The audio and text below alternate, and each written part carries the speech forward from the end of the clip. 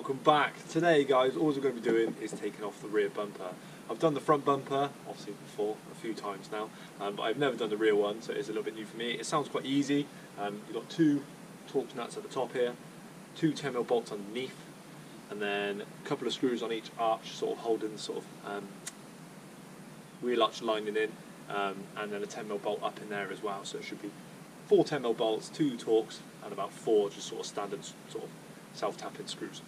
But yeah, we're going to get it off. The whole reason for doing the back bumper, there isn't really a reason for it. I want to try and access this strip. Apparently you're supposed to be able to push it out from the inside, but all the force and love I'm trying to give it, it does not come off. I don't really know what I want to do with it, but same with these little exhaust surrounds, they're getting a little bit tacky. They can just pull straight off. I want to see if I can get to the back of it and give myself a little bit of a learning curve. That being said, the only things you need to take the rear bumper off, 10mm socket, a little Torx bit for these two up here, is a T30, and a flathead or a crosshead, depending on what your little screws are like that are holding the bumper to that wheel arch lining. But yeah, we're going to get straight to it. First thing, the very first thing I'm going to do personally, because I'll forget about it otherwise, is to disconnect my sort of rear number plate light. Whether you want to pop it out from the top or access it from underneath, I'm pretty sure you could do both. I'm just going to go through the top. Just be careful once again not to scratch said bumper at the top here. Pop it out, disconnect it, because the last thing you want to do is take all these pits off, and then yeah, it fall off and rip your wiring out for that rear sort of number plate light, and then you have to faff around with that. So make sure you disconnect it first.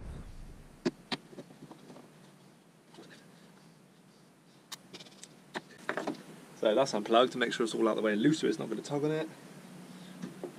Which I need to do from down there. That's number one. I'm pretty sure I'm going to leave these two to the last, but I'm just going to make sure they're undoing and loose. But I'm not going to take them off yet, so I'll do them last. So it should be nice and easy to undo these and hold on to the bumper at the same time. So I'm going to bring you round to the wheel and we're going to sort of talk about the next. So I've currently jacked up the right hand side of my car. I'm going to go to the left and quickly show you, because I did pop the 2 screws out of that side first of all, so I sort of know what I'm doing. I've only really sort of looked at the Clio Sport website and things like that, people sort of saying where the bolts and bits are to take out, so I just popped them out there and made sure I knew what I was doing. Obviously because my car is lowered, I literally have got about 1.5 inches worth of gap. Can't really do anything with that because, well, sorry. So I have my jack underneath that I will be lifting out. Remember, if you use the jack like that, do not go underneath the car. There's no point getting squished by your crappy little jack. So watch out, if you are jacking it up, make sure it is back down before you get underneath. But yes, coming to the wheel that isn't jacked up yet. Underneath, oh, is it going to focus? Yeah.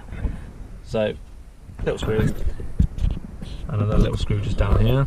Pop those both out and just sort of wanting to access this sort of back area back here, which, around this side, taken 2 of the little ones out, literally just pushed them apart, and up in here we have the 10mm right there.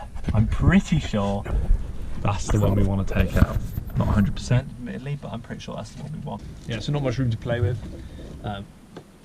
but easy enough to get to. And he's undoing, which is good.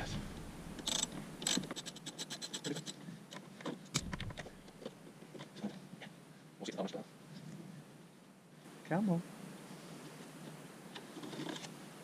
Yeah, 10mm. Hopefully, that's the only one under here. By what everyone was saying, it seems to be the way. I'm just going to pop around the other side and do the sort of same thing. Just pop those 2 screws out, get your 10mm up in there and get that little nut out.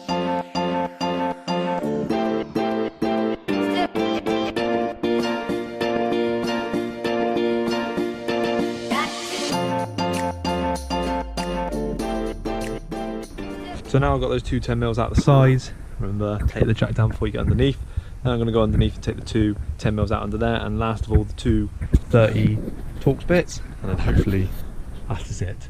But once again, we're sort of going off writing rather than videos. So hopefully this will help you guys out there if you are ever in this situation that you need to get off. Okay, so pretty much each side of the exhaust tip, there's one, obviously, there, use the shadow, and then one this side as well. It's always nice and snug underneath, especially when you're low. Ta-da! One, So you got one that's mega loose and one that doesn't feel like he wants to come out. And he's rounded. Jesus!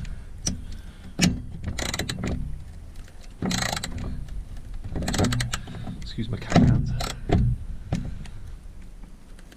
Might need a new one of these. Oh, that thing above it's spinning. That's not a good sign. Just going to use the Torx bit now to get these last two out, but we're having a little bit of issue with the one bolt underneath, so I'm going to see if I can actually get a better view of him from above, because it isn't going to fall off just yet.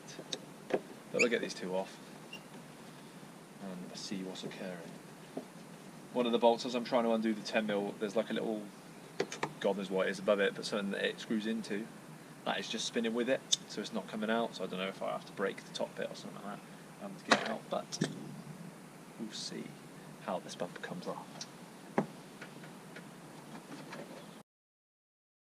After that sorry attempt to take the bumper off, it turns out there's actually two bolts up under each wheel liner and not one. So a little bit misinformed, so I might have to change the start of it, because I only said there was two. I only said there was one under each, but there's two. So I'll have to change that on the video. But that's better. Looks like it's coming off now. I have to do that on the other side. Lift it up, try again. But, like I said, learn as you go. As you pull the bumper away, you can hopefully see that little bit in there. That is the sort of almost where you put the bolts to, holding onto the bumper. It's going to be quite hard to film actually, but when you pull that back, you get that little bit poking out. See if I can do it. Push that down with a flathead. Careful with my paint, even though it's all scratched anyway. And it pushes out. And it breathes. Because it's that little clip there. So you just push it down with a flathead and it's going to come away, but that bolt down there is still stuck in. I'm going to come back to you in a minute. I'm going to put one of these Torx bits back in because I really need to do something about that nut that's stuck. Like I said, the bit on top is just spinning. So yeah, what if we break it? I don't know. I might have to pop the JMRS to get another part. But the fun of an old car. Okay, so I missed me get it off, but there it is. There it is, and there it is. So this whole little mechanism that normally sits obviously above it and you bolt into it, it looks like it's pretty much, yeah, messed up. So I stuck a chisel behind to stop it from spinning, and then that made the nut go tight, and then I could undo the nut. A bit of a bodge again on this channel, but it's out. Fully destroyed. I don't know if it's going to come back out of here now. I might have to give that 10mm a bit of sweet loving, but yeah, I sheared it out rather than got it out properly, but we're all good. We're all good. So now hopefully the bumper should come off.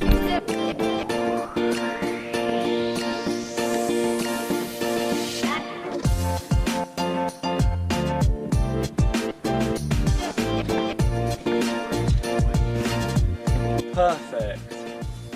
Great success. That, all in all, that's it.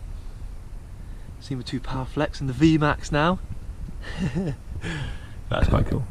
But it is easy enough. Obviously you do have rusty bolts and things like that, it makes it a little bit more difficult, but if you're like me, you just sort of got to do what you got to do. Like I said, I wedged a chisel up in there. There might be a better technique from you guys that may have taken your bumper off before. You probably know better stuff.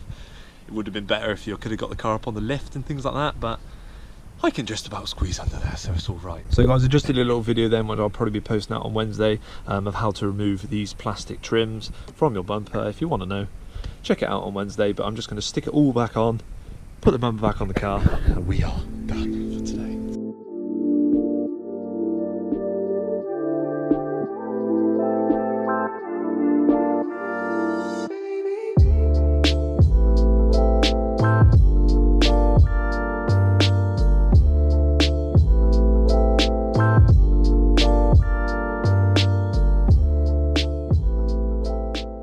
As you saw, it got very, very dark towards the end. The bumper all went back fine, all the bits went back in for once. I put a zip tie around that one where the bolt came flying out from last time, so that one's all secure and all good. But yeah, thank you very much for tuning in again. Hope this helps you guys out if you need it. Remember, do like, comment and subscribe. We're almost at 1,000, which is amazing. But yeah, I'll see you guys in the next one. Cheers.